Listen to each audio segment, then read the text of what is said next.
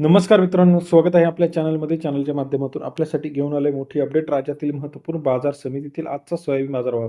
नागपूर असेल, अकोला असेल, लातूर असेल, अमरावती असेल, हिंगणघाट असेल, या सर्व मार्केटचा लेटेस्ट आजचा सोयाबीन बाजारभाव. सोयाबीन मार्केटमध्ये लातूर असेल, अमरावती असेल, जालना असेल, या ठिकाणी आवक मोठ्या प्रमाणात घटलेली आहे. त्यामुळे आता आपण जर बघितलं तर अहमदपूर सोयाबीन मार्केटमध्ये 5,600 रुपयाचा सर्वोत्तम बाजारभावाची अपडेट आहे. बाजारभावामध्ये आवक घटल्यामुळे इथून पुढे बाजारभाव मार्च महिन्यामध्ये तेजीत येताना आपल्याला पाहायला मिळणार आहे. चला तर जाणून घेऊया राज्यातील महत्त्वाच्या बाजार समितीतील बाजाराचे अपडेट.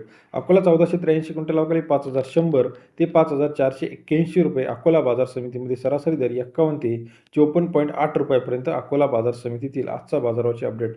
हिंगोलीमध्ये 620 क्विंटल अवकाळी 5,010 ते 5,510 रुपये प्रति क्विंटलचा हिंगोलीमधील बाजारभाव. सरासरी दर 50 ते 55 रुपयापर्यंत हिंगोली बाजार समितीमधील बाजाराचे अपडेट. अहमदपूर 1258 क्विंटल अवकाळी 4,800 ते 5,600 रुपये प्रति क्विंटलचा अहमदपूर बाजार समितीमध्ये सरासरी दर 48 ते 56 रुपये. जालना 1278 क्विंटल अवकाळी 4,900 ते 5,433 रुपये.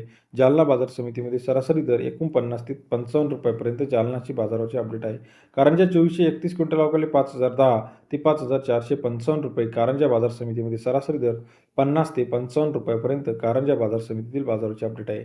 अमरावती 1743 क्विंटल अवकाळी 5,000 ते 5,420 रुपये. अमरावतीचा आजचा सोयाबीन बाजारावर सरासरी दर 50 ते 54-55 रुपयापर्यंतचा बाजाराचे अपडेट. बाबुळगाव 555 क्विंटल अवकाळी 5,000 ते 5,510 रुपये. बाबुळगावचा आजचा सोयाबीन बाजारावर सरासरी दर 50-55 रुपयापर्यंत बाजाराचे अपडेट आहे.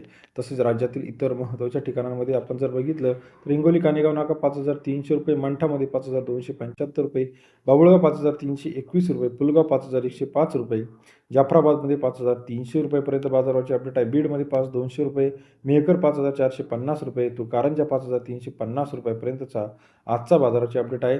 सर, राज्यातील महत्त्वाच्या बाजार समितीतील अपडेटसाठी चॅनलला लाईक, सबस्क्राईब, शेअर करा. धन्यवाद मित्रांनो, आपण दिलेल्या प्रतिसादाबद्दल.